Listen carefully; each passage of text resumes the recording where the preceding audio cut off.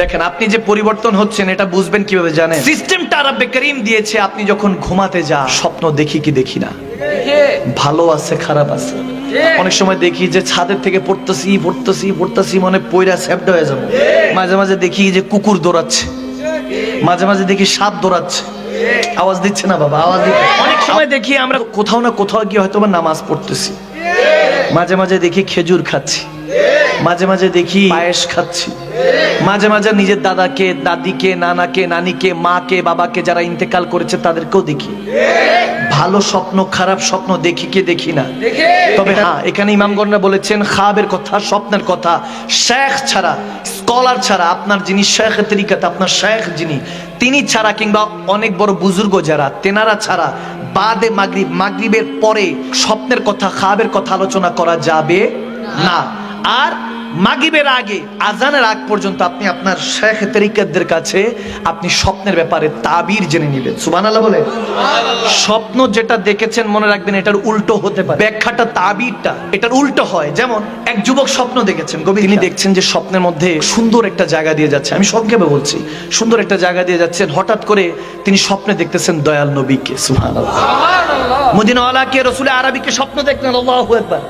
যখন স্বপ্ন দেখলেন দৌড়ায় গেলেন, নবীজির কদমে চুমু খেলেন, হাতে চুমু খেলেন, বলতেছেন ইয়া রাসূলুল্লাহ, আপনাকে জানের চাইতে বেশি ভালোবাসি। সুবহানাল্লাহ। হঠাৎ করে লক্ষ্য করলেন নবীজির চেহারা মোবারকের মধ্যে মাছি বসতেছে। নাউজুবিল্লাহ। নাউজুবিল্লাহ। কি বসে? এখন মাছি আমরা জানি যে মশা মাছি এগুলো বসে হলো নাপাক জিনিসে, ঠিক কিনা? ময়লার মধ্যে বসে। এখন মাছি বসতে চাচ্ছে, বসে নাই, বসতে চাচ্ছে, ওই যুবক সরিয়ে দিচ্ছেন, বসতে দিচ্ছেন না। নবীজির চেহারা মোবারকের মধ্যে বসতে দিচ্ছেন না, সরিয়ে দিচ্ছেন, বারবার সরিয়ে দিচ্ছেন। কিছুক্ষণ পরে এই অবস্থা দেখে উনি লাফিয়ে উঠলেন, ঘুম থেকে লাফিয়ে উঠে দেখে তাহাজ্জুদের ওয়াক্ত চলছে। তার মানে বুঝতে পারলেন আমার নবী বলেছেন হাদিসে কুদসির মধ্যে, যদি তাহাজ্জুদের আগ মুহূর্তে তুমি কোনো খাব দেখো, যদি স্বপ্ন দেখো তাহাজ্জুদের আগ মুহূর্তে, বুঝতে পারবা এটা তোমাকে আল্লাহ দেখিয়েছেন। সুবহানাল্লাহ। আল্লাহর হুকুমে দেখেছো। আর মান রাআনি ফাকাদ আল হক।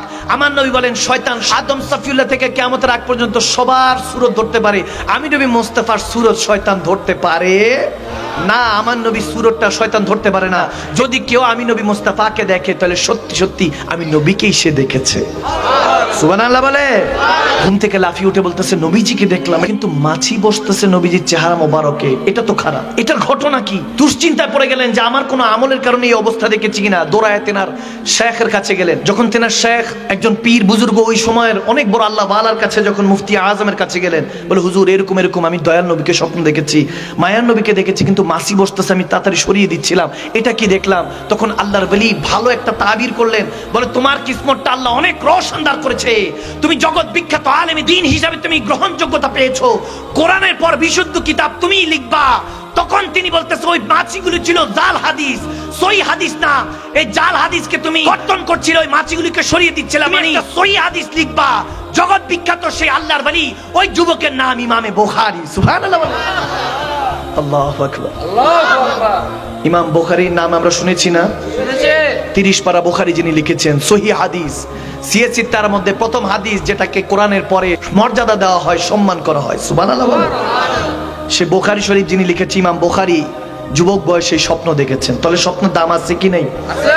আওয়াজ দেন, দাম আছে কি নাই? আছে। আপনার তাবিরের উপরে ডিপেন্ড করবে কি চলছে। আপনি যে পরিবর্তন হচ্ছেন এটা ওই যে বললাম, আপনি ভালো স্বপ্ন দেখলে এটা আপনার ভিতরে পরিবর্তন টানছে, এটা আপনাকে আল্লাহ জানান দেন।